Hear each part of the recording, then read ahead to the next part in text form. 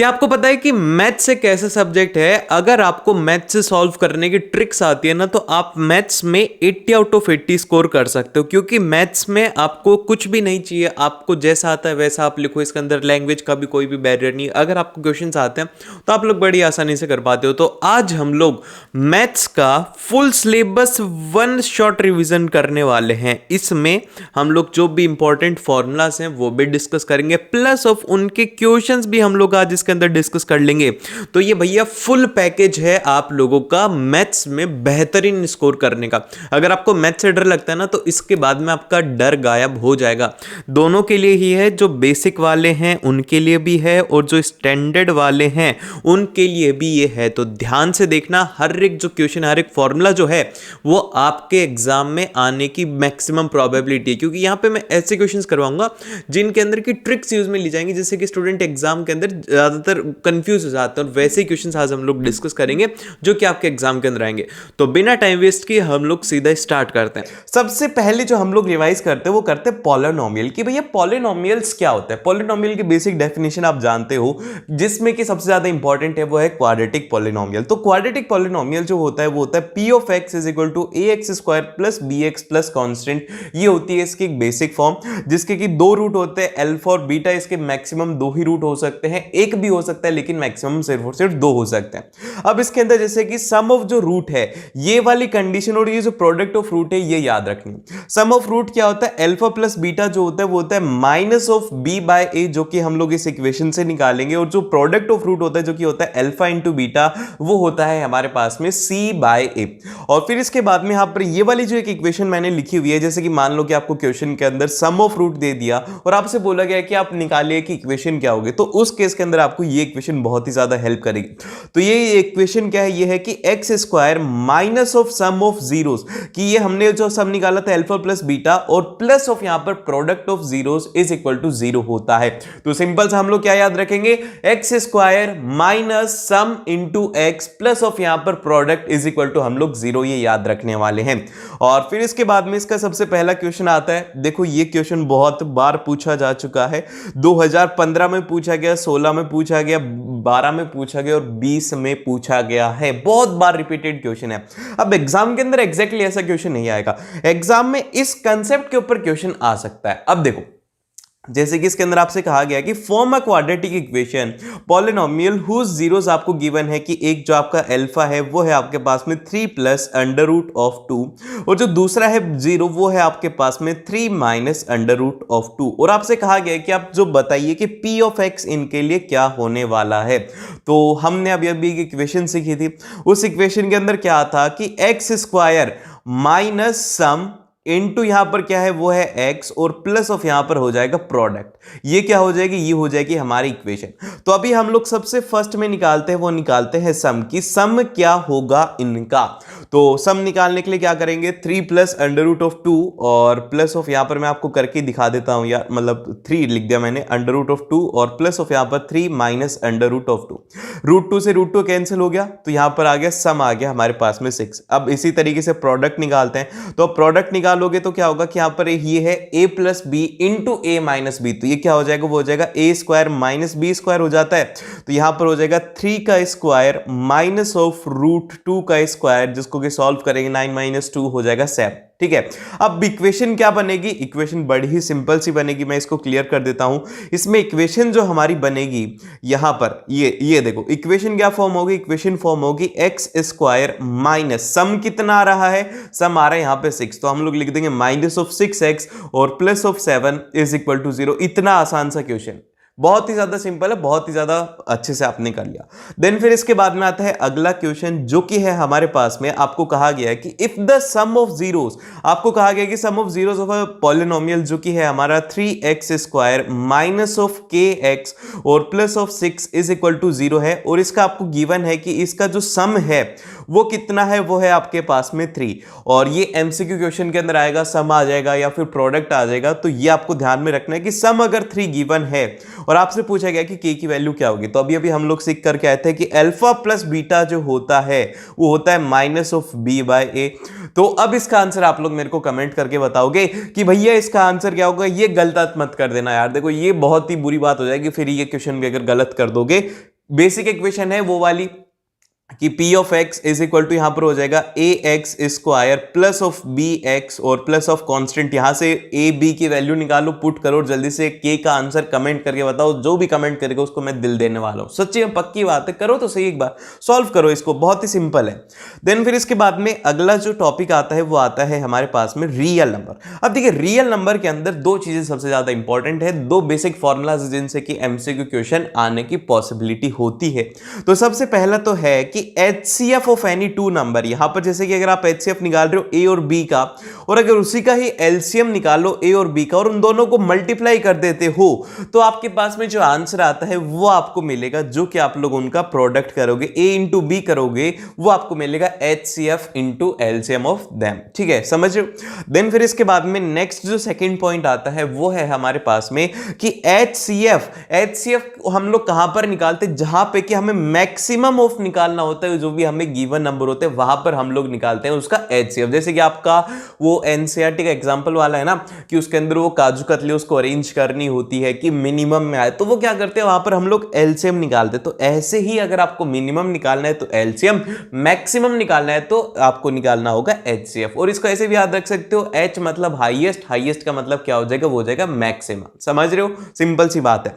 लेकिन अब एग्जाम के अंदर ये थोड़ी आएगा, ये आएगा तो MCQ के अंदर आएगा। लेकिन जो क्वेश्चन आता है बहुत बार पूछा जा चुका है वो ये है कि show that the under root of 5 जो है वो एक इर्रेशनल नंबर है। ये आप कैसे प्रूव करेंगे, ये प्रूफ वाला क्वेश्चन आ सकता है, 3 मार्क्स के अंदर ये आएगा। तो आपको कैसे लिखना है, क्या क्या स्टेप्स लिखने हैं वो मैं आपको बताता हूं।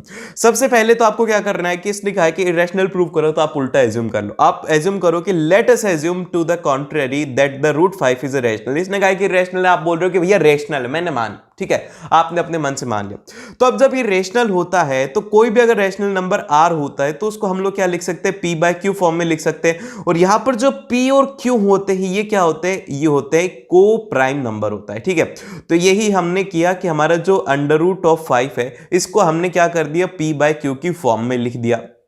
अब इसके बाद में क्या करेंगे, अब इसके बाद में हम लोग कर देंगे कि रूट 5 है, रूट 5 अच्छा नहीं दिख रहा तो क्या करो भैया, इसका स्क्वायर कर दो। तो यही किया हमने कि रूट 5 का स्क्वायर कर दिया और इसका भी स्क्वायर कर दिया। तो यहां से इक्वेशन बनेगी, वो बनेगी पी स्क्वायर अपॉन में Q square is equal to 5। ठीक है, अब इसके बाद में क्या करते हैं हम लोग, क्यू को इधर भेज देते, 5 को इधर ले आते, तो ये हो जाएगा पी स्क्वायर अपॉन में 5 is equal to Q square. भैया ये क्यों किया, अभी आएगा समझ में।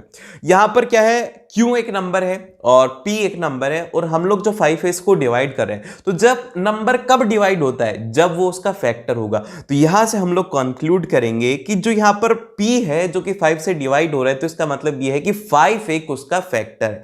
मतलब हम लोग P को क्या लिख सकते हैं, P को हम लोग कोई भी एक नया नंबर लिख देंगे, P is equal to 5 into, आप कोई भी लिख सकते हो, K लिख सकते हो, R लिख सकते हो, ये आप लिख सकते हो, क्योंकि P क्या है, इसका एक फैक्टर है। ठीक है, ये आपने लिखा। अब इसके बाद में क्या कर रहे हैं कि अभी ये जो हमने लिखा है ना P इज इक्वल टू 5 के, इसको हम लोग इस इक्वेशन के अंदर पुट कर देते, जो कि हमारी पहली इक्वेशन थी ना, P बाय Q का square is equal to under root of 5 का स्क्वायर। तो वो इसमें हम लोग क्या करते हैं, P की वैल्यू रख देते हैं, मतलब इसके अंदर रख दो, यहाँ पे इसमें, ठीक है, इसके अंदर वैल्यू रखोगे तो आपके पास में क्या फॉर्म होगा, आपके पास में इस तरीके से इक्वेशन फॉर्म होगी कि 5Q square is equal to 5R का स्क्वायर हो जाएगा, क्योंकि P क्या है, वो है हमारे पास में 5R। ठीक है, अभी अभी हमने प्रूव कर दिया था। देन फिर इसके बाद में जब आप इसको सॉल्व करेंगे तो यहाँ पे आपके पास में इक्वेशन बनेगी Q square is equal to 5 of R square. और यहां से अब क्या करेंगे, 5 को इधर ले जाएंगे और ये अब की बार 5 इसके नीचे आ जाएगा। तो यहां से हम लोग बोल देंगे कि Q का फैक्टर 5 भी है। और जब P एंड Q के दोनों 5 एक इनका कॉमन फैक्टर है, तो ये कैसे हो सकता है पॉसिबल, ये पॉसिबल ही नहीं हो सकता, क्योंकि कॉन्ट्राडिक्ट हो जाएगा। क्योंकि हमने बोला है कि P एंड Q, हमारे जो P एंड Q है ये क्या है, को प्राइम है, लेकिन इनके बीच में तो कॉमन फैक्टर आ रहा है, इसीलिए हमारा एजम्पशन यहां पर गलत होता है। और जो रूट 5 है वो क्या है, एक इरेशनल नंबर है, क्योंकि हमने क्या माना था, हमने माना था उसको रैशनल, और ये गलत हो गया, इसीलिए क्या हो जाएगा, रूट 5 एक हो जाएगा इरेशनल नंबर। इसके बाद में आता है अगला क्वेश्चन, जो कि है हमारे पास में pair of linear equation into variable. अब इसके अंदर आपको 3 कंडीशन है जो कि विशेष करके याद रखने, जिनसे कि एग्जाम के अंदर क्वेश्चन आता है। तो देखो सबसे पहले तो ये याद रखो कि 2 इक्वेशन होती है, a1x plus b1y plus of c1, ये अलग अलग टर्म्स होती हैं। ये अगर दोनों टर्म्स है, मतलब कि दोनों इक्वेशन अगर आप इनको सॉल्व करके निकालना चाहते हो कि इनका सॉल्यूशन कैसा होगा, तो यूनिक सॉल्यूशन की कंडीशन होती है कि a1 upon a2 is not equal to b1 upon में b2। यूनिक चाहिए तो क्या करना होगा, किसी के भी आपको बराबर नहीं होना। अगर आपको कुछ यूनिक करना है तो आपको कुछ अलग करना होगा, इसलिए आप याद रख सकते हो कि यूनिक मतलब इक्वल नहीं होगा। और उसी के साथ में अगर आपको नो सॉल्यूशन चाहिए तो एक काम करो कि थोड़ा सा आप कॉपी कर लो और थोड़ा सा बोलो कि मैं कॉपी नहीं कर रहा, तो आपको कोई भी रिजल्ट नहीं मिलेगा। सिंपल सी बात है, a1 upon a2 is equal to b1 upon b2 is not equal to c1 upon में c2।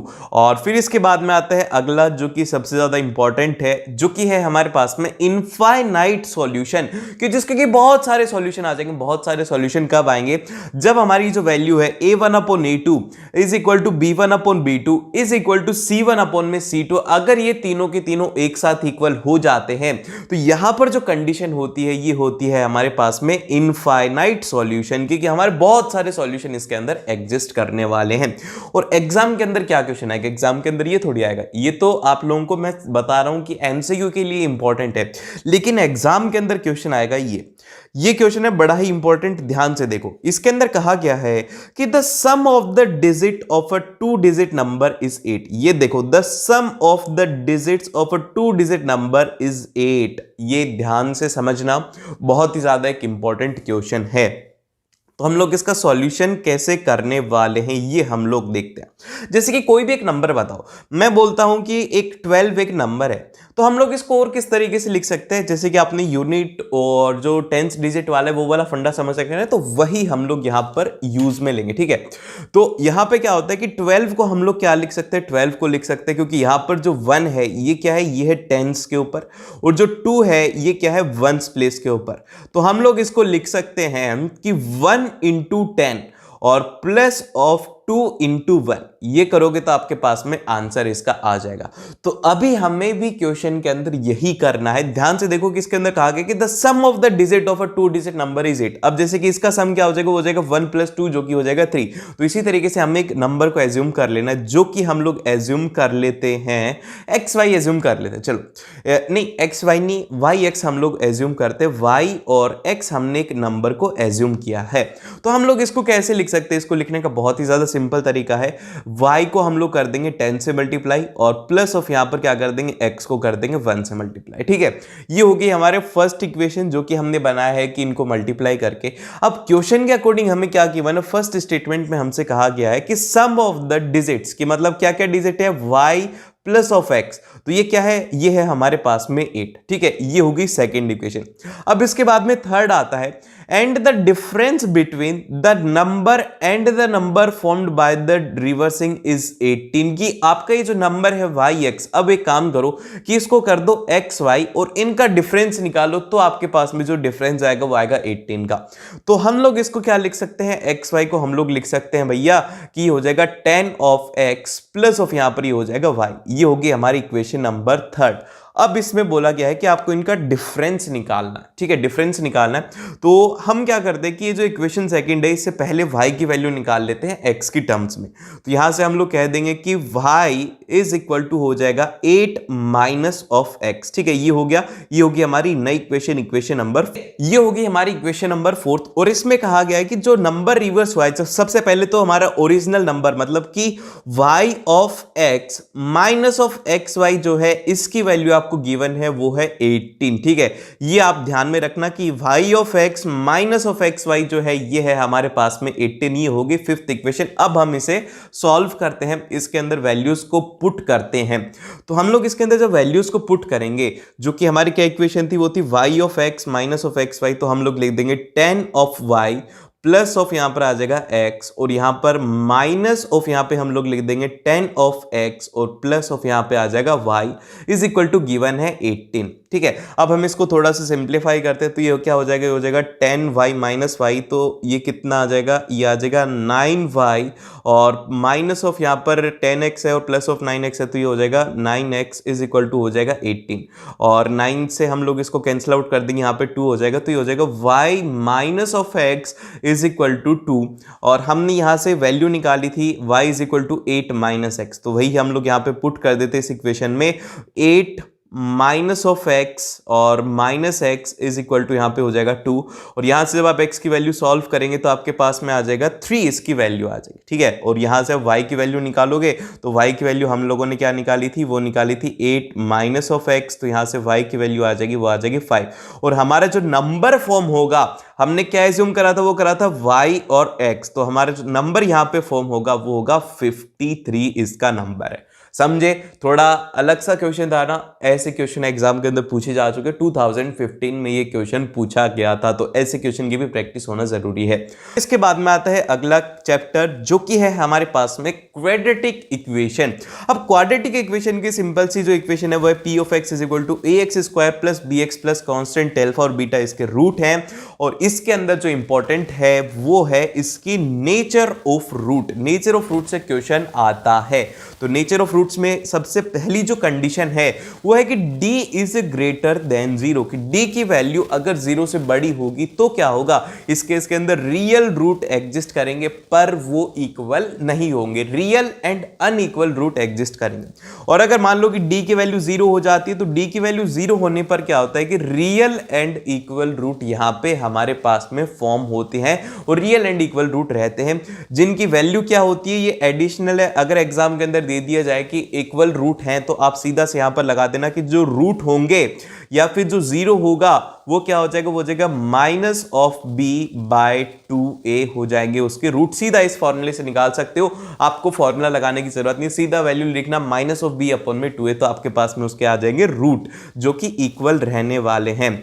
देन फिर इसके बाद में अगला जो आता है वो आता है हमारे पास में कि अगर d की वैल्यू 0 से कम हो जाए, अगर 0 से कम हो जाएगा तो कोई सॉल्यूशन ही एग्जिस्ट नहीं करेगा, कोई रूट ही एग्जिस्ट नहीं करेगा, क्योंकि d का मतलब है कि रूट में होता है d और रूट के अंदर d नेगेटिव नहीं हो सकता, इसलिए कोई भी सॉल्यूशन यहां पर एग्जिस्ट नहीं करेगा, रियल रूट एग्जिस्ट नहीं करेंगे, इमेजिनरी होंगे, जो कि आपको याद रखने की जरूरत नहीं है। आप तो सिंपल से याद रखो कि नो रूट विल एग्जिस्ट।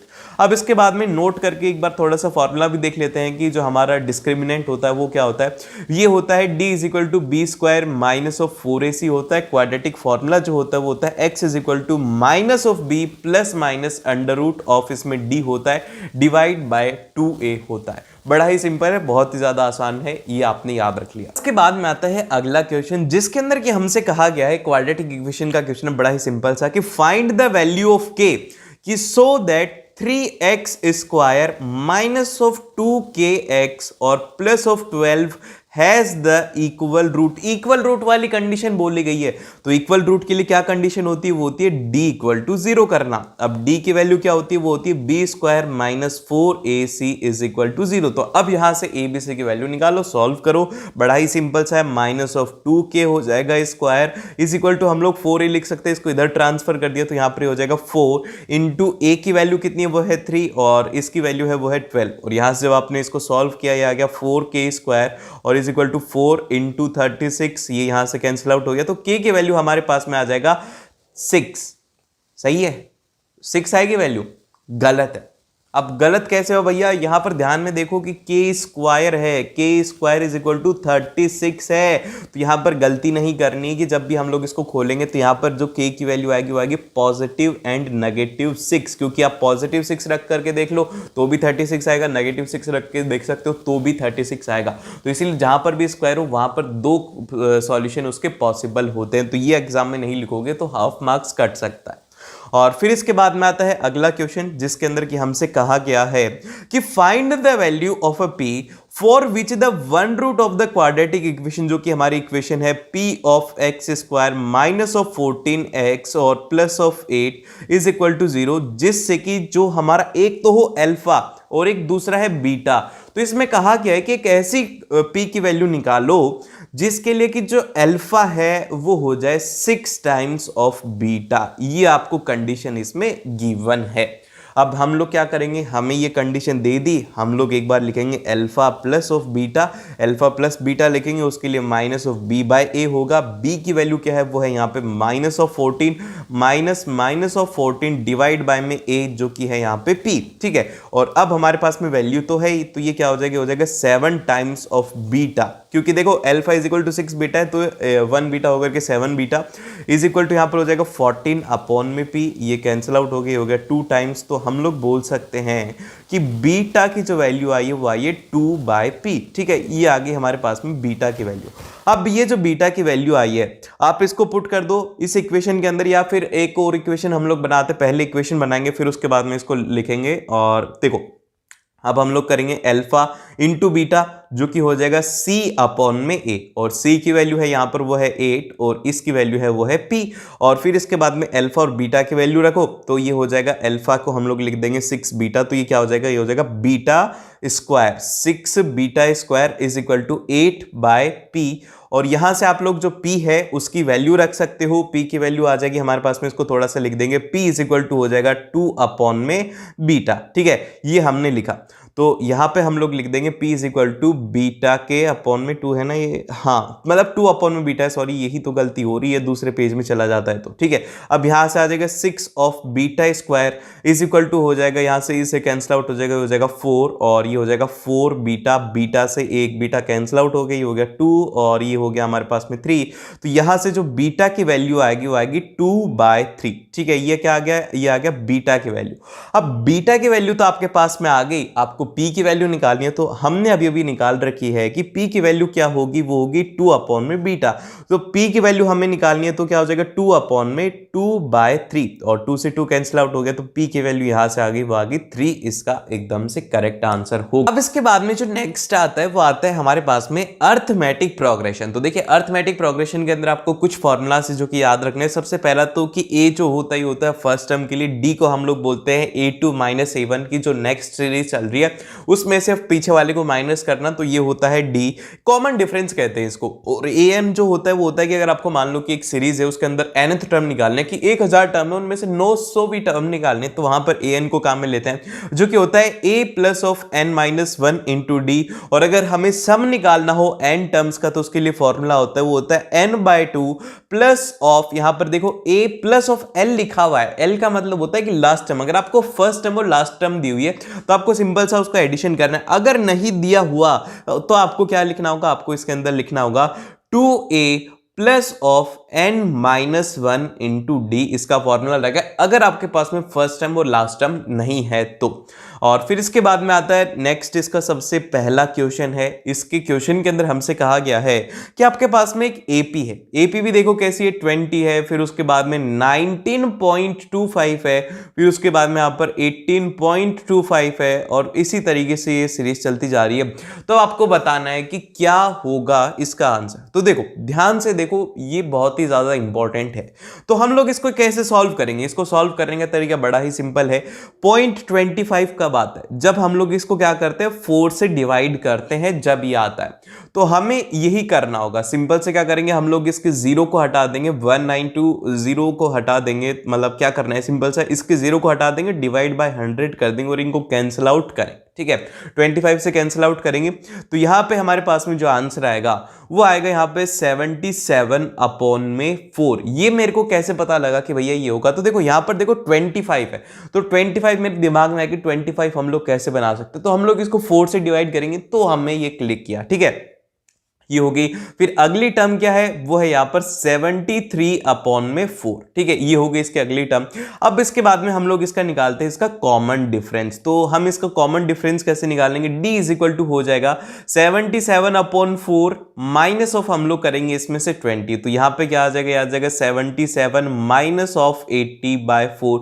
तो यहां से d जो आएगा वो आएगा negative minus of 3 by 4। Exam में घबराना मत, अगर d नेगेटिव है, d नेगेटिव हो सकता है, ये आपको याद रखना है।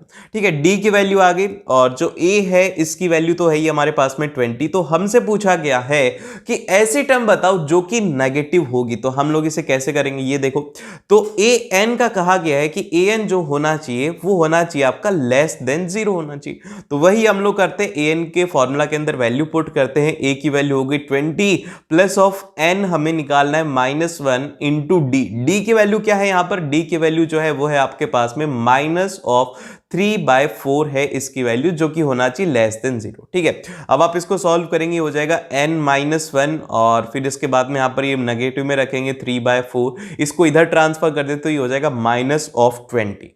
अब जब कभी भी नेगेटिव होता है तो यहां पर याद रखना कि नेगेटिव है तो इसके अंदर ये जो साइन है ये चेंज हो जाता है। यही तो ट्विस्ट पॉइंट है इसका, बच्चे देखेंगे और समझ नहीं पाएंगे, इसीलिए यहां पर क्या होता है कि इसका साइन चेंज होगा क्योंकि इसके एक तरफ नेगेटिव है। तो यहां पे हम लोग बोलेंगे कि n-1 3/4 और इज ग्रेटर देन 20। अब इसको सॉल्व करना, यहां से जब आप इसको सॉल्व करेंगे तो n-1 जो आ जाएगा वो आ जाएगा 3 = 80 और फिर इसके बाद में हम लोग लिख देंगे 3n = यहां पर हो जाएगा 80 -3 जो कि हो जाएगा 77। n की जो वैल्यू आ रही है वो आ रही है 77/3 जो कि होगा अप्रोक्सीमेटली 27.5 के करीब रहेगा। तो अब भैया ये तो 27.5 इसका तो आंसर ही नहीं आया। तो आंसर ऐसे थोड़ी आएगा, इसके अंदर हमने क्या कहा है, इसके अंदर an देखो यहां पर क्या है, n इज ग्रेटर देन 27.5 तो क्या होगा, वो होगा 28। तो इसीलिए यहां पर n = 28 इसका आंसर होने वाला है। और फिर इसके बाद में चलते हम लोग इसके नेक्स्ट क्वेश्चन की तरफ। नेक्स्ट क्वेश्चन में भी बहुत ही सिंपल है, इसके अंदर आपसे कहा गया है कि the 19th term of an AP is equal to the 3 times of the 6th term and if the 9th term is 19 find the AP। आपको कहा गया है कि जो A19 है वो क्या है, वो है 6 टाइम्स से A6 के, बस ये है। और इसके अंदर कहा गया है कि जो A9 है वो है आपके पास में 19। तो अभी पहले हम लोग A9 से थोड़ा सा कुछ सॉल्व करते हैं, तो ये क्या बोलेंगे, A plus of 8D is equal to हम लोग बोल देंगे 19। ये होगी हमारी पहली इक्वेशन। अब इसको सॉल्व करते हैं, इसके लिए क्या बोलेंगे, A प्लस ऑफ यहां पर 18D और इज इक्वल टू हो जाएगा 6 इंटू हम लोग बोलेंगे A प्लस ऑफ यहां पे हो गया 5D। ठीक है, अब आप इसको सॉल्व करें, तो इसको जब आप सॉल्व करेंगे तो यहां से हो जाएगा हमारे पास में A प्लस ऑफ 18D और इज इक्वल टू हो जाएगा 6A और प्लस ऑफ यहां पर हो जाएगा 30D। और फिर इसके बाद में हम लोग इसे सॉल्व करते हैं, तो जब इसको सॉल्व करेंगे ये सारी सारी टर्म्स को इधर ले जाते हैं, तो यहां पे क्या बचेगा, वो बचेगा 6A में से 5A और प्लस ऑफ यहां पर हो जाएगा, वो जाएगा 12D इज इक्वल टू 0। ये होगी सेकंड इक्वेशन। अब ये जो फर्स्ट इक्वेशन है इससे एक D की वैल्यू निकालो और इसमें पुट कर दो, या फिर एक काम करो कि A की वैल्यू निकालो और इसमें पुट कर दो। तो A क्या हो जाएगा, वो हो जाएगा 8D माइनस ऑफ यहां पर हो जाए, मतलब गलत लिख दिया मैंने, सॉरी कि ये हो जाएगा 19 माइनस ऑफ 8D। ठीक है, ये हो गया। तो आप सिंपल से इसके अंदर पुट करो 5 is equal to 19 minus of 8D और प्लस ऑफ 12D आ जाएगा इज इक्वल टू 0। और यहां से आप इसको सॉल्व कीजिए और मेरे को कमेंट करके बताओ कि इस AP को आपने क्या सॉल्व किया और क्या है इसका आंसर। देखो यार, आलस मत करना प्लीज, अगर आलस करोगे तो देख लेना फिर अच्छा नहीं होगा, तुम प्रैक्टिस नहीं कर रहे हो सही ढंग से। तो इसीलिए जल्दी से इसको सॉल्व करो, A और D की वैल्यू निकालो। A की मतलब कि सबसे पहले तो आपको यहां से इससे D की वैल्यू मिलेगी, फिर इसके अंदर पुट करके A की वैल्यू मिलेगी, फिर उसके बाद में आप इसमें सीरीज फॉर्म कर सकते हो। बहुत ही ज्यादा सिंपल क्वेश्चन है ये। अब इसके बाद में जो आता है वो आता है हमारे पास में ट्रिग्नोमेट्री। तो देखो ट्रिग्नोमेट्री के अंदर सबसे पहली जो इंपॉर्टेंट है वो है इसके रेशियोज को याद रखना। तो रेशियो को याद रखने के लिए मैंने यहां पर एक टेबल बना रखी है जिसके अंदर कि मैंने लिखा हुआ है, ऊपर देखो PBP और नीचे लिखा हुआ है HHB। इसको याद रख सकते हो कि पंडित बद्री प्रसाद हर हर बोले। क्या हो गया, पंडित बद्री प्रसाद हर हर बोले। तो यहां पर आपको ये याद रखना है, इसमें जो सबसे पहली जो टर्म होगी वो होगी साइन थीटा की, जिसको कि हम लोग बोलेंगे P/H, और जो सेकंड टर्म होगी वो होगी कॉस थीटा की, जो कि होती है B/H, और फिर इसके बाद में टेन थीटा होता है जो कि होता है परपेंडिकुलर अपॉन में बेस। और याद रखना कि सेक थीटा क्या होता है, वो होता है 1 अपॉन कॉस थीटा, और कॉसेक थीटा जो होता है वो होता है 1 अपॉन में साइन थीटा, और जो कॉट थीटा होता है, ये होता है 1/tan थीटा, आपको ये याद रखना है। और एक और इसमें इंपॉर्टेंट फॉर्मूला बनता है, वो बनता है कि tan थीटा जो होता है वो होता है sin थीटा अपॉन में cos थीटा। ठीक है, समझ रहे हो, बहुत ही ज्यादा सिंपल है, ये आपको याद रखना है। और फिर इसके बाद में जो नेक्स्ट जो आपको चीज याद रखनी है वो ये है पाइथागोरस थ्योरम। पाइथागोरस थ्योरम याद रखना क्योंकि इसके अंदर बहुत ही ज्यादा यूज ली जाती है। वो ये है कि हाइपोटेनियस का square is equal to base का स्क्वायर प्लस ऑफ परपेंडिकुलर का स्क्वायर होता है। और यहां पे आपको कुछ वैल्यूज मैं आपको बता देता हूं, साइन की वैल्यूज को याद रखो। मैंने एक वीडियो डाली थी थोड़े टाइम पहले जिसके ऊपर के अप्रोक्सीमेटली अभी 3 से 4 लाख व्यूज हो चुके हैं, तो मैंने उसके अंदर याद करने का तरीका बताया था। तो जैसे कि ये हाथ है ना, तो आप इसके अंदर बोलो, जैसे कि सबसे पहले जो हमारा थंब है इसको बोल दो 0 डिग्री, और इसको बोल दो 30 डिग्री, इसको बोल दो 45 डिग्री, और इसको बोल दो आप कितना, इसको बोल दो 60 डिग्री, और इसको बोल दो 90 डिग्री। और इनकी नंबरिंग कैसे स्टार्ट करो, 0 1 2 3 और 4 आपको इसकी नंबरिंग करनी। ठीक है, अब आपके पास में फॉर्मूला क्या है, अगर आपको याद नहीं हो रही है तो ये आपके लिए एप्लीकेबल होगा।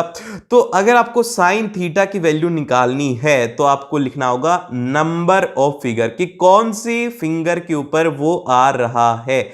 अब जैसे कि मान लो डिवाइड बाय में आपको 2 कर देना है। जैसे कि मान लो आपको निकालना है 45 डिग्री। ठीक है, 45 डिग्री निकालना है, साइन ऑफ 45 कितना होगा। तो आप है ना अंगुली के ऊपर जाओ, ये था 0 डिग्री, ये था 30 डिग्री, ये था 45 डिग्री। तो ये 45 डिग्री जो एंगल है ये कितने नंबर पर आ रहा है, 0 1 और 2।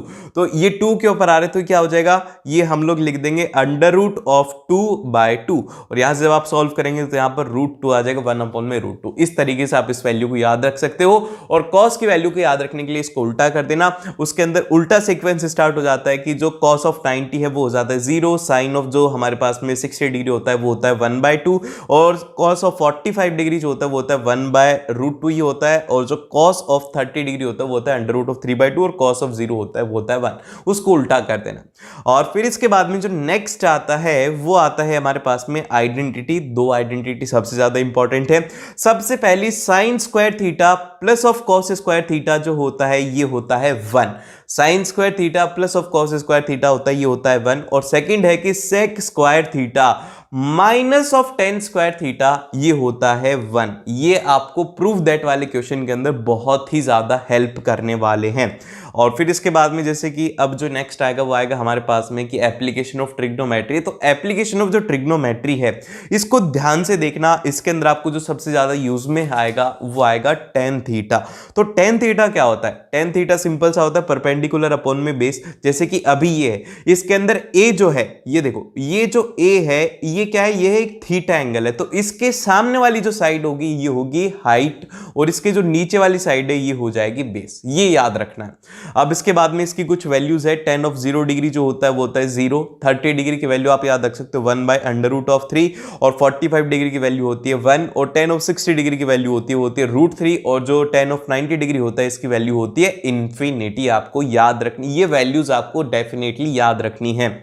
और फिर इसके बाद में आता है अगला, जिसके अंदर कि हमसे कहा गया कि प्रूव दैट करो। तो ये क्वेश्चन मैं लिखा नहीं था तो मैं एक बार अब लिख देता हूं इसे।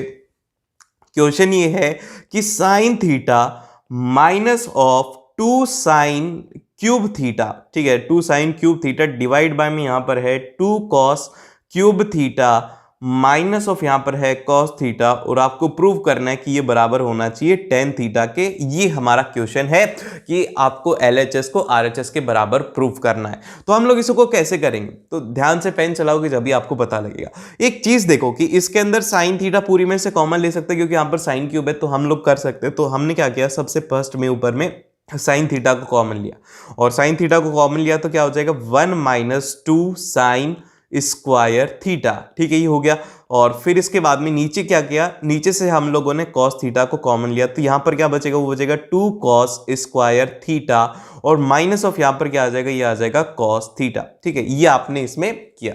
अब इसके बाद में क्या करना है, इसके बाद में आपको करना कॉस थीटा नहीं आएगा, सॉरी ये यहां पर कॉस थीटा नहीं आएगा, ये आएगा यहां पे 1। देखो ऐसे गलती हो जाती है, अभी मैं वीडियो बना रहा हूं, मैं बहुत ज्यादा अटेंटिव हूं, फिर भी मेरे से गलती हो रही है, तो एग्जाम के अंदर ऐसी गलती हो सकती है। तो इसीलिए एक बार चेक कर लिया करो कि आपने लिखा क्या है। ठीक है, तो अब हम लोग इसे देखते हैं, ये हो जाएगा साइन थीटा अपॉन में कॉस थीटा तो हो ही जाएगा। अब इसके बाद में जो अंदर वाली टर्म है ये है 2 कॉस स्क्वायर थीटा, और अभी अभी अभी हम लोग आइडेंटिटी पढ़ के आए थे कि sine square theta plus of cos square theta is equal to 1 होता है। तो अगर हमें कॉस स्क्वायर थीटा चाहिए तो इस साइन स्क्वायर थीटा को उठा करके इधर ले जाओ, तो यही करेंगे हम लोग, अब इसके अंदर यही पुट करने वाले हैं। अब हम लोग क्या करेंगे कि 1 माइनस 2 साइन स्क्वायर थीटा जो है इसको हम लोग जो कॉस स्क्वायर थीटा इसको अब हम लोग चेंज करेंगे, ये हो जाएगा 2 into 1 minus sign square theta, और ये हो जाएगा -1। और फिर इसके बाद में जब आप इसको सॉल्व करेंगे तो ये बन जाएगा ऊपर वाली टर्म, ये कैंसिल आउट हो जाएगी और साइन थीटा अपॉन में कॉस थीटा हो जाता है टेन थीटा।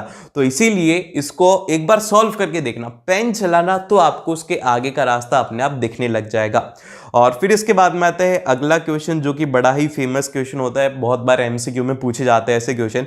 इसमें कहा गया है कि 10 of B is equal to है 12/5। क्या दिया हुआ है? 10 ऑफ बी है आपके पास में 12/5 है, और कहा गया है कि आपको साइन ऑफ बी निकालना है। क्या निकालना है? साइन ऑफ बी निकालना है। तो यहां पर वो वाली टेबल काम आएगी जो अभी भी पढ़ी थी ना, कि P B P H H B, तो वही यहां पर काम में आएगी। तो वहां से हम लोग लिख सकते हैं कि जो 10 ऑफ बी है ये क्या होता है? परपेंडिकुलर अपॉन में बेस होता है, और यहां पर ये हो जाएगा 12 और 5। और जो हमारा साइन बी है इसके लिए क्या होता है भैया? इसके लिए होता है परपेंडिकुलर अपॉन में हाइपोटेनियस। अब परपेंडिकुलर की वैल्यू तो यहां से 12 आ गई, लेकिन हाइपोटेनियस की वैल्यू तो निकालनी होगी। तो इसकी वैल्यू कैसे निकालेंगे? इसकी वैल्यू निकालेंगे पाइथागोरस थ्योरम से। H square is equal to P square plus of यहां पर हो जाएगा बी स्क्वायर, तो यहां पर क्या आ जाएगा? यह आ जाएगा 144 प्लस ऑफ 25। तो यहां से h की वैल्यू जो आ जाएगी वो आ जाएगी 13। देख रहे हो कितनी फास्ट कैलकुलेशन है? ऐसी कैलकुलेशन आपकी भी होनी चाहिए, क्योंकि 169 होता है अंडर रूट, अरे तुम समझ गए यार। तो इसका वैल्यू आ जाएगा 12/13। इतना आसान आएगा, एमसीक्यू में ऐसे क्वेश्चन आते हैं, तो ध्यान से देखना। अब ये जो क्वेश्चन है इसको ध्यान से देखो, इसके अंदर कहा गया है कि if 10 of a plus B is equal to under root of 3 है, and 10 of a minus B जो है वो है 1/√3, तो आपको निकालना है a और b की वैल्यू निकालो, और उसी के साथ में आप निकालोगे 10 of a into sine of a plus B plus of cos of a into 10 of a minus B, आपको वैल्यू निकालनी। तो अब हम इसे सॉल्व कैसे करेंगे भैया? हमें तो आ ही नहीं रहा 10 ऑफ a प्लस बी, हम तो सिंपल सा देख करके आए थे, आ ही नहीं रहा। अरे तो बहुत ही ज्यादा सिंपल है, थोड़ा दिमाग लगाओ। 10 ऑफ मतलब कि 10 के कौन सी वैल्यू होती है? जो कि √3 होती है, √3 होती है जो कि वैल्यू। तो यहां पर आप बोलेंगे कि भैया थोड़ा थोड़ा हमें दिख रहा है कि √3 क्या होता है? वो होता है 10 ऑफ 60 डिग्री।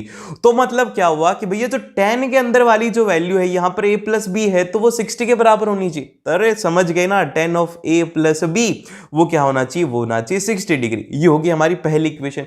अब दूसरी इक्वेशन के अंदर हमसे कहा गया है कि 10 of a minus B is equal to क्या है? वो है 1/√3, जो कि हमारे पास में होता है 10 ऑफ 30 डिग्री। तो ये वाली इक्वेशन हमसे कहना चाह रही है कि a माइनस बी की वैल्यू क्या कर दो? वो कर दो 30 डिग्री। ये होगी सेकंड इक्वेशन। अब इन दोनों इक्वेशन को फर्स्ट को सेकंड को ऐड कर दो, तो ये हो जाएगा 2a, b से b कैंसिल आउट हो जाएगा, ये आ जाएगा 90 डिग्री, और a की वैल्यू यहां से आ जाएगी, वो आ जाएगी आपके पास में 45 डिग्री आ जाएगी a की वैल्यू। और अब हम b की वैल्यू निकालेंगे, तो b की वैल्यू क्या आएगी? वो आएगी आपके पास में 15 डिग्री आ जाएगी b की वैल्यू। a और b की वैल्यू आ गई। अब इसके बाद में सिंपल सा 10 ऑफ a और b की वैल्यू रख करके पुट करो। इसके अंदर देखो मैं आपको सॉल्व करके दिखाता हूं। ये वाला इसके अंदर पूछा क्या गया है कि 10 ऑफ a, और जो कि हमारे पास में आएगा 10 ऑफ a कितना है? वो है हमारे पास में आई थिंक कि 45 डिग्री है, और फिर इसके बाद में a 45 है ना, हाँ a 45 डिग्री है, और sine of a plus B कितना था? a प्लस बी था 60 डिग्री। तो साइन ऑफ ये कितना हो जाएगा? हो जाएगा √3/2, और plus of cos of a वो हो जाएगा 1/√2, और इसके बाद में 10 ऑफ a माइनस बी जो कि है हमारे पास में 1/√3, और इसको सॉल्व करेंगे हमारे पास में आंसर आ जाएगा 10 ऑफ a की वैल्यू हो जाएगी 1। तो आंसर जो होगा वो होगा हमारे पास में √3/2 प्लस ऑफ यहां पर आ जाएगा 1/√6। ठीक है, इस तरीके से आपको इसको सॉल्व करना बहुत ही ज्यादा सिंपल है। इसके बाद में आता है अगला क्वेश्चन, जो कि है हमारे पास में सम एप्लीकेशन ऑफ ट्रिग्नोमेट्री से। तो ध्यान से देखो, बड़ा ही सिंपल सा क्वेश्चन है। इसके अंदर कहा गया है कि द एंगल ऑफ एलिवेशन, देखो एप्लीकेशन ऑफ ट्रिग्नोमेट्री से क्वेश्चन आता है तो उसका बस डायग्राम ड्रॉ कर लेना, पूरा काम वहां पे हो जाएगा। तो इसके अंदर कहा गया है कि the angle of elevation of the top of the vertical tower tower from the point on the ground is 60 degree. कि भैया एक जो ऊपर है टॉप वाले पॉइंट का और जो नीचे वाला पॉइंट है उसका जो एंगल ऑफ एलिवेशन है वो है 60 डिग्री। और एक बात याद रखना कि अगर ऊपर ही ऊपर वाला पॉइंट होगा और नीचे ज्वाइन होगा तो उसका एंगल आपके पास में ज्यादा होगा एज कंपेयर टू जो कि ऊपर होगा हाइट पे, उसका एंगल यहां पे कम होगा। तो यहां पे आप लोगों को कंफ्यूजन नहीं होना चाहिए। फ्रॉम द अनदर पॉइंट जो कि 10 मीटर ऊपर है वहां पर जो उससे एंगल ऑफ एलिवेशन है वो है 45 डिग्री। तो आपको निकालने की हाइट ऑफ टावर क्या होगी। बड़ा ही सिंपल है, आप इसको कैसे सॉल्व करेंगे ये मैं आपको बताता हूं। इसके अंदर आप सबसे पहले सिलेक्ट करेंगे एक ट्रायंगल, ठीक है। एक ट्रायंगल हम लोग लेते हैं सबसे पहले नीचे वाला PTO हम लोग ट्रायंगल लेते हैं, ठीक है। अब इस PTO के अंदर हमने जो नीचे वाली लेंथ मानी है वो मानी है x मीटर, जो PO वाली लेंथ है इसको माना है हमने x मीटर। तो हम लोग यहां पे कहेंगे कि जो 10 ऑफ 60 डिग्री है वो क्या हो जाएगा, वो हो जाएगा OT डिवाइड बाय में क्या हो जाएगा, वो हो जाएगा OP, ठीक है। अब इसके बाद में OT की वैल्यू क्या है, OT की वैल्यू है हमारे पास में, हम बोल देते हैं इसको पूरी पूरी h बोल रखा है। तो 10 ऑफ 60 डिग्री की वैल्यू होती है वो होती है √3 और OT की वैल्यू जो है वो है h मीटर और डिवाइड बाय में कितना है वो है x मीटर। तो ये होगी फर्स्ट इक्वेशन। अब सेकंड इक्वेशन के लिए हम लोग लेंगे दूसरा ट्रायंगल जो कि है होगा हमारा ट्रायंगल ATB, इसका ट्रायंगल होगा। इसके लिए हम लोग लिखेंगे 10 of 45 degree is equal to, ये जो हाइट है यहां पर आपको 10 मीटर दिया हुआ है तो ये बची हुई हाइट कितनी हो जाएगी, हो जाएगी h-10। तो यहां पर हम लोग लिखेंगे कि h-10 डिवाइड बाय में क्या आ जाएगा, वो आ जाएगा x। और यहां पर 10 और 45 डिग्री की जो वैल्यू होती है वो होती है 1। तो हम लोग बोल देंगे कि h-10 इज इक्वल टू हो गया x। ये होगी हमारी इक्वेशन। इक्वेशन नंबर कौन सी होगी, होगी पहली, मतलब दूसरी इक्वेशन। अब ये जो दूसरी इक्वेशन है इसकी वैल्यू को यहां पर डाल दो, x की वैल्यू को यहां पर डाल दो तो क्या हो जाएगा, ये हम लोग इसको देखते हैं कि क्या होगा। ये हो जाएगा, क्या था, √3 डिवाइड बाय में था h और यहां पर क्या था, ये था h-10। तो आप इसको सॉल्व करेंगे हो जाएगा √3h और -10 √3 इज इक्वल टू हो जाएगा h और आप h को इधर ले आएंगे तो हो जाएगा √3 - 1 इज इक्वल टू 10 √3। यहाँ पे h आ गया तो हाइट जो आएगी वो आएगी 10 √3 डिवाइड बाय में √3 - 1 होगा इसका आंसर। समझ के, बड़ा ही सिंपल है, बहुत ही ज्यादा आसान है। थोड़ी सी कैलकुलेशन आपको इसमें करनी होती है, अलग अलग ट्रायंगल को एज्यूम करना, आसानी से इसको सॉल्व कर जाओगे। के बाद में आता है नेक्स्ट क्वेश्चन जो कि है हमारे पास में कोऑर्डिनेट ज्योमेट्री से।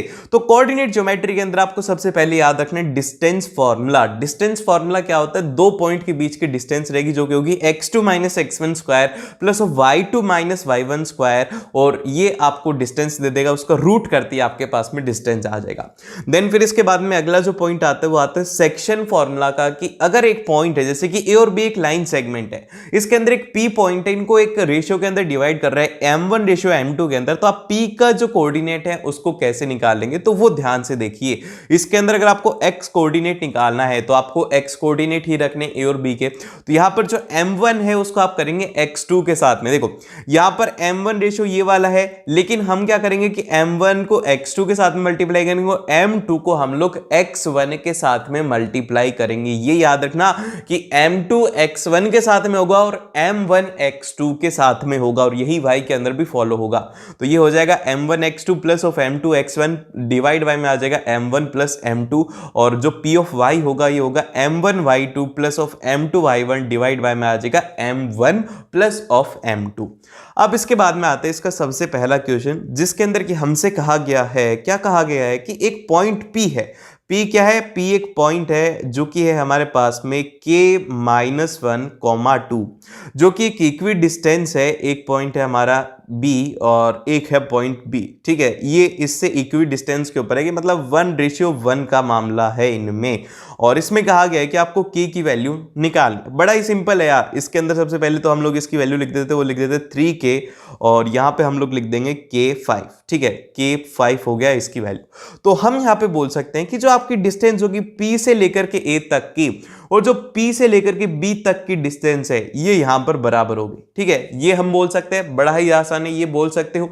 अब जब आपने ये कहा तो इसको सॉल्व करो भैया, ये क्वाड्रेटिक के अंदर जाएगा। ध्यान से देखना, P A is equal to P B करना है, तो हम यहां पर पी ए की वैल्यू निकालते हैं। पी ए की वैल्यू क्या होगी, ये हो जाएगा अंडर रूट, ठीक है। और यहां पे हम क्या करेंगे, वो करेंगे अंडर रूट ऑफ, ये एक सेकेंड एक काम करते हैं, इसके अंदर अंडर रूट आ रहा है ना, तो अंडर रूट को हटा देते हैं। तो हटाने के लिए क्या करेंगे, इन दोनों तरफ स्क्वायर कर देंगे, तो हम बोलेंगे कि P A square is equal to P B square, जिससे कि रूट हट जाएगा और हम लोग सीधी वैल्यू इसके अंदर रख देते हैं। तो ये इक्वेशन बन रही है P A square is equal to P B square. तो आपको रूट लगाने की जरूरत नहीं, सीधी वैल्यूज रखो और आपके पास में आंसर होगा। तो हम इसको सीधा लिखते हैं, इसका अगले वाला पॉइंट जो कि होगा हमारे पास में पी ए का स्क्वायर इज इक्वल टू हो जाएगा पी बी का स्क्वायर। तो हम लोग यहां पे सीधी सी वैल्यू रखते हैं पी और पी बी की, तो यहां पर हो जाएगा के माइनस वन माइनस ऑफ 3 का होल स्क्वायर। क्यों हो जाएगा, क्योंकि हम जा रहे हैं पी ए को, तो पी ए के अंदर क्या हो जाएगा, ये जो पॉइंट है पी, ये क्या है, ये है x2, और जो a है ये क्या है, ये है x1। तो ये हो जाएगा k माइनस वन माइनस 3, और फिर इसके बाद में आ जाएगा x2 माइनस x1, मतलब क्या हो रहा है, मतलब y2 माइनस y1। तो y2 माइनस y1 के लिए क्या आ जाएगा, ये आ जाएगा 2 माइनस k का होल स्क्वायर। और इसको जब आप सॉल्व करेंगे इधर वाले को, तो इस इक्वेशन के लिए हम लोग लिखेंगे k minus one minus of k का होल स्क्वायर प्लस ऑफ यहां पर आ जाएगा 2 माइनस 5 का होल स्क्वायर। ये तो सिंपल सा फॉर्मूला है, डिस्टेंस फॉर्मूला वही लगाया और कुछ भी नया नहीं गया। और इस इक्वेशन को आपको सॉल्व करना है, इस इक्वेशन को सॉल्व करो तो आपके पास में एक इक्वेशन बनेगी, मैच कर लेना, थोड़ा सॉल्व करो, कष्ट दो अपने हाथों को। तो यहां पर आएगा K square minus of 6k plus of 5 is equal to 0। ये बन गई क्वाड्रेटिक इक्वेशन और इसको सॉल्व करना है। तो यहां से आपके पास में इसके दो रूट आएंगे, k माइनस वन और k माइनस 5। तो आपके पास में दो वैल्यूज आ जाएंगी k की, कि k इज इक्वल टू 1 भी हो सकता है और k इज इक्वल टू यहां पर 5 भी हो सकता है। ये आपको अच्छे से याद रखना है कि दो वैल्यू आ सकते हैं क्वाड्रेटिक इक्वेशन में, क्वेश्चन पूछा जा सकता है तो ये कोऑर्डिनेट का, लेकिन इसके अंदर क्वाड्रेटिक घुसा दिया गया है। और फिर इसके बाद में आता है इसका अगला क्वेश्चन, जिसका कि कंसेप्ट थोड़ा सा हटके है, तो ध्यान से सुनना। इसके अंदर कहा गया है कि फाइंड अ पॉइंट P, कि एक पॉइंट P निकालो ऑन द y एक्सिस, के एक y एक्सिस के ऊपर पॉइंट P निकालो which is a equi distance from the point A, और B से इक्वी डिस्टेंस के ऊपर हो, और and also find the distance of AP, ये निकाल। लेकिन यहां पर गलती ये, मतलब कि ट्विस्ट ये है कि आपको जो पॉइंट है वो गिवन है y एक्सिस के ऊपर। तो आप क्या करोगे, आप कुछ भी नहीं, आप तो ये इग्नोर कर दोगे। आप क्या करोगे कि भैया अभी तो आपने करवाया था P A equal to P B करेंगे और वही फॉर्मूला लगा देंगे। अरे नहीं लगाना, यहां पर मेहनत नहीं करनी। क्यों नहीं करनी, क्योंकि इसके अंदर कहा गया है y एक्सिस के ऊपर है। y एक्सिस का मतलब क्या है कि उसका जो x कोऑर्डिनेट है वो तो ऑलरेडी 0 है ना भाई, तो x कोऑर्डिनेट 0 है, तो आपको इसमें मेहनत ही नहीं करनी। आपको सिर्फ और सिर्फ जो हमारा p है वो हो जाएगा 0, y, और y कोऑर्डिनेट निकालना है। तो y के लिए फॉर्मूला लगाओ और आपके पास में आंसर आ जाएगा। तो यहां पे जो आपके पास में आंसर आएगा, p के जो कोऑर्डिनेट हो जाएंगे वो हो जाएंगे आपके पास में 0, 2 इसके कोऑर्डिनेट होने वाले हैं। P के आप सॉल्व करना, डिस्टेंस फॉर्मूला लगाना, आपके पास में आंसर आ जाएगा। और इसके अंदर कहा गया डिस्टेंस ऑफ AP निकालो, तो A और P के बीच में आपको डिस्टेंस फॉर्मूला लगाना है। तो यहां से आपके पास में जो आंसर आएगा, आंसर बता देता हूं यार, कैलकुलेशन है, कैलकुलेशन करेंगे तो टाइम ज्यादा खराब होगा। तो यहां पर हमारे पास में AP की जो वैल्यू आएगी वो आएगी अंडर रूट ऑफ 52 आएगा इसका डिस्टेंस। ठीक है, मैच कर लेना अपना आंसर। इसके बाद में आता है अगला क्वेश्चन, जो कि है हमारे पास में सर्कल से क्वेश्चन है। देखो सर्कल के मैं आपको बताऊं तो सर्कल के एनसीईआरटी के जितनी भी एक्सरसाइज है ना वो कर लेना, और जो ट्राइंगल है, ट्राइंगल की भी आपको एनसीईआरटी ही करनी है। इसके क्वेश्चन उनके अलावा कोई से भी नहीं आते। तो ट्राइंगल और सर्कल के लिए अगर प्रॉब्लम आ रही है तो एनसीईआरटी को एक बार पूरा सही ढंग से कर लो, वापस से अच्छे से एग्जाम के अंदर हर एक क्वेश्चन हो जाएगा। तो इसके अंदर क्या कहा गया, इसके अंदर कहा गया है कि in the figure from an external point, जो कि है हमारा P, दो टेंजेंट ड्रॉ करी जाती है, PT और PS are drawn on the circle with the centre O and उसकी रेडियस है R। और यहां पर कहा गया है कि जो OP है उसकी डिस्टेंस है 2R, और आपको दिखाना है कि OT, मतलब कि प्रूव करना है OTS इज इक्वल टू हो जाएगा, OTS is equal to 30 degree. भैया OTS और OST इनकी जो वैल्यू है वो होनी चाहिए 30 डिग्री। तो आप इसको कैसे प्रूव करेंगे, स्टेप वाइज मैं आपको इसको बताता हूं। ठीक है, तो ये हो गया हमारा डायग्राम। और इसके अंदर सबसे पहले हम लोग मानेंगे जो टॉप है TOP, कौन से वाला एंगल, ये वाला जो एंगल है, हम लोग क्या मतलब यार क्या एक बार अच्छे से, हाँ ये वाला जो एंगल है ये क्या बोल देंगे, ये बोल देंगे हमारे पास में theta. And at the point of contact, जहां पर ये पॉइंट ऑफ कांटेक्ट होता है, इसके ऊपर ये जो एंगल है ये कितना होता है भाई साहब, ये होता है 90 डिग्री। तो यहां से इसलिए आ जाएगा OTP 90 डिग्री। और हम लोग बोल देंगे OT is equal to OS is equal to R, क्योंकि देखो OT और OS क्या है, ये है रेडियस। और इसके बाद में देखो हम लोग राइट एंगल ट्राइंगल ले रहे हैं, कौन से वाला, OTP को हम लोग क्या ले रहे हैं, राइट एंगल ट्राइंगल ले रहे हैं। तो अब इस राइट एंगल ट्राइंगल के अंदर हम लोग क्या करते हैं कि cos थीटा को लिखते हैं। तो cos थीटा क्या होता है, वो होता है बेस अपॉन में हाइपोटेनियस। तो अब इसके लिए बेस क्या हो जाएगा, वो हो जाएगा OT, इसके लिए बेस हो गया। हाइपोटेनियस क्या हो जाएगा इसके लिए, वो हो जाएगा OP, इसके लिए हाइपोटेनियस हो गया। तो हमने लिखा cos theta is equal to OT upon में OP हो गया। और हमें गिवन है ये क्वेश्चन के अंदर की जो ये है वैल्यू R और दूसरी जो वैल्यू है वो है 2R। तो हमने इसको सिंपल सा पुट किया, तो यहां से थीटा की जो वैल्यू आ गई वो आ गई 60 डिग्री। और यहां से हम लोग कह सकते हैं कि जो हमारा एंगल है ये वाला तो कितना हो गया 60 डिग्री। और जो हमारा एंगल TOS है ये टोटल एंगल, मतलब कि ये सिमेट्रिकल होते हैं, तो ये अगर एंगल 60 है तो ये वाला एंगल भी 60 होगा। तो टोटल मिला करके कितना हो जाएगा, वो हो जाएगा 120 डिग्री। तो 120 डिग्री हो जाएगा इसका आंसर। और फिर इसके बाद में यहां पे हम ले रहे हैं कि जो हमारा ट्रायंगल है TOS हम लोग ये वाला ट्रायंगल ले रहे हैं। इसके अंदर हम लोग बोल सकते हैं कि ये दो OT और OS क्या है, ये है रेडियस, और angle opposite to equal side होते हैं इक्वल। तो इसीलिए हम लोग बोलेंगे कि जो OTS है और जो OST है ये एंगल हो जाएंगे बराबर। और फिर इसके बाद में TOS के अंदर हम लोग जो प्रॉपर्टी होती है कि तीनों का सम 180 होता है, तो वो हमने लगाया। और फिर इसके बाद में इसकी वैल्यू XX मान लेंगे, इसकी वैल्यू हमारे पास में 120 डिग्री है ही, तो यहां से हमारे पास में जो उसकी वैल्यू आएगी वो आएगी 30 डिग्री। इस तरीके से आपको इसको सॉल्व करना है, बड़ा ही सिंपल होता है, ज्यादा कोई भी इसमें कॉम्प्लिकेशन नहीं हो। उसके बाद में आता है अगला क्वेश्चन। इस क्वेश्चन को ध्यान से देखो, ये क्वेश्चन एग्जाम के अंदर अगर आएगा तो देखते घबराना नहीं है, देखो क्योंकि इसके अंदर थोड़ा अलग सा फिगर है, तो ऐसा नहीं होगा कि आप घबरा जाओ। अरे बड़ा ही सिंपल है, मैं बता रहा हूं, एक लाइन के अंदर क्वेश्चन सॉल्व हो सकता है। जितना कॉम्प्लिकेट दिख रहा है ना उतना कॉम्प्लिकेट है नहीं।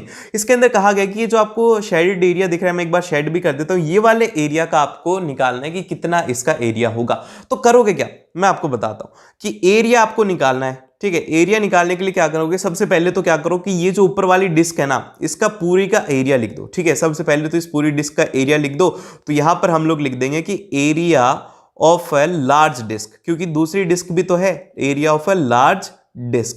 ठीक है, और फिर उसके बाद में ये जो नीचे वाली है इसका भी हमें एरिया चाहिए, तो इसीलिए हमने क्या लिख दिया कि plus of area of smaller disc. ठीक है, area of smaller semi circular disc है, तो ये हमने लिख दिया। और अब इसमें से हमें घटाना क्या है, ये छोटे छोटे दो एरिया घटाना है। ठीक है, ये क्या करना है, छोटे छोटे दो एरिया को घटाना है, जिसको हम लोग अलग कलर से मार्क कर देते, ये वाला एरिया। ठीक है, तो हम क्या करेंगे, माइनस ऑफ 2 टाइम्स, मैं अगले पेज पे ही लिख देता हूं ताकि तुम्हें अच्छे से समझ में आए। तो एरिया इज इक्वल टू क्या था, एरिया ऑफ अ बिग, और प्लस ऑफ यहां पर क्या था, area of a small disc. और फिर इसके बाद में हमें माइनस करना था 2 times of area of a smaller, very smaller disc. ठीक है, आप उसका नाम भी लिख सकते हो, इनका नाम क्या है, इनका नाम अलग अलग है, मैं तो मिटा ही दिया, CSD, और एक वाली का है वो है AQB। ठीक है, इनका है आपको। अब इसके अंदर करना कुछ भी नहीं है भाई साहब, जो आपको वैल्यू गिवन है वो लिखो। तो एरिया ऑफ बिग के लिए क्या लिखेंगे, वो लिखेंगे half of pi of R square, और R कितना है यहाँ पर, वो है 7, और प्लस ऑफ यहाँ पर एरिया ऑफ स्मॉलर के लिए आ जाएगा, वो आ जाएगा पाई, और ये हो जाएगा 7/2, और यहाँ पे माइनस ऑफ 2 इंटू स्क्वायर है इन सभी में, minus of half of pi into 7/4 का होल स्क्वायर। ठीक है, इसको सॉल्व करना है, आपके पास में आंसर आ जाएगा। अरे बड़ा ही सिंपल है, और इसका आंसर अगर कोई मैच करना चाहता है, अगर बताओ कौन कौन यहां तक देख रहा है, जो भी बता रहे हैं ना वो बस भैया बोल देना, एक ऐसे थम्स अप बता देना, बस कमेंट करके बता दो थम्स अप कि आप इस वीडियो को यहां तक देखो, क्योंकि यहां तक सिर्फ और सिर्फ वही बच्चे आते हैं जो कि अच्छा स्कोर करते हैं। तो बस जल्दी से कमेंट्स के अंदर थम्स अप कर दो, मेरे को पता लग जाएगा कि हाँ भैया तुमने वीडियो को पूरा देखा है। ठीक है, तो आप इसको सॉल्व करें, तो आपके पास में जो आंसर आएगा वो आएगा 693 अपॉन में 8 इज इक्वल टू हो जाएगा 86.625। आपके पास में इसका आंसर होने वाला है सेंटीमीटर स्क्वायर। क्या होगा, सेंटीमीटर स्क्वायर आपके पास में इसका आंसर होगा। और फिर इसके बाद में आता है नेक्स्ट, जो कि है हमारे पास में सरफेस एरिया एंड वॉल्यूम से क्वेश्चन है। इसके अंदर हमसे कहा गया है कि इन अ रेन वाटर हार्वेस्टिंग सिस्टम, कि एक रेन वाटर हार्वेस्टिंग सिस्टम है कि the rain from the roof, जो कि है हमारी उसकी लेंथ और ब्रेथ दिया हुआ है कि हमारी जो आपने देखा होगा कि छत होती है, छत की लेंथ भी होती है, ब्रेथ भी होती है और उसकी कुछ हाइट भी होती है। तो क्या होता है, वो एक तरीका का क्यूबॉइड होता है। तो इसीलिए क्या बोल रहे हैं कि उसकी जो हमारे पास में डायमेंशन है वो है 22 और 20 है उसके डायमेंशंस।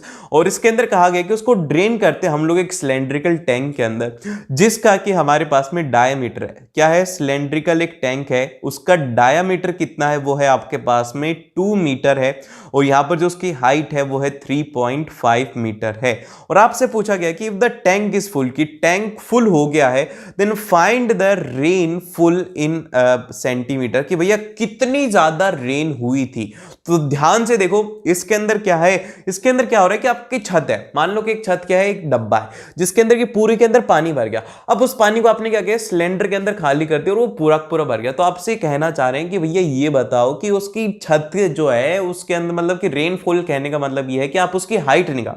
तो हम लोग क्या करेंगे कि वॉल्यूम ऑफ क्यूबॉइड, क्या, volume of cuboid is equal to हम लोग कर देंगे वॉल्यूम ऑफ सिलेंडर। ठीक है, क्या कर देंगे, volume of cuboid is equal to हम लोग कर देंगे वॉल्यूम ऑफ सिलेंडर। और ये हम लोग करेंगे L into B into H is equal to हो जाएगा पाई आर स्क्वायर एच। ठीक है, अब हमें इसमें सब कुछ वैल्यू गिवन ही है। हम क्या करेंगे कि ये 22 इंटू 20 है और इंटू एच हमारे पास में हाइट है, पाई आर, आर क्या हो जाएगा, वो हो जाएगा यहाँ पे 1, क्योंकि वहां पर 2 मीटर डायमीटर दिया हुआ है। एग्जामिनर आपको ऐसे ही कंफ्यूज करेगा। और ये हो जाएगा 3.2 पाई आर स्क्वायर एच। ठीक है, अब हम लोग इसको सॉल्व करते हैं। 22 into 20 into H is equal to हो जाएगा 22 अपॉन में 7 इंटू भैया 1 इंटू 7/2, और 7 से 7 कट गया, 22 से 22 कट गया। तो हाइट जो आ जाएगी वो आ जाएगी 1/40 सेंटीमीटर। क्या आ जाएगा, वो आ जाएगा 1/40, मतलब सॉरी, देखो मैंने फ्लो के अंदर गलती कर दी ना, मैंने इसको सेंटीमीटर में कर दिया, जबकि ये जो आंसर है ये आया है मीटर के अंदर। ये क्या आया है, ये आया है मीटर के अंदर। और हमसे आई थिंक ये पूछा गया है सेंटीमीटर में, तो मैंने सोचा कि यार ये सेंटीमीटर में, तो सेंटीमीटर में आ गया, तो इसीलिए ये मीटर में है। तो एग्जाम के अंदर इतना कर दोगे, लेकिन उसके बाद में सेंटीमीटर नहीं लिखोगे तो आधा नंबर कट जाएगा। तो h इज इक्वल टू क्या हो जाएगा, वो हो जाएगा 100 डिवाइड बाय में 40 सेंटीमीटर होगा इसका आंसर। और यहां से आएगा 2.5 सेंटीमीटर इसका करेक्ट आंसर होगा।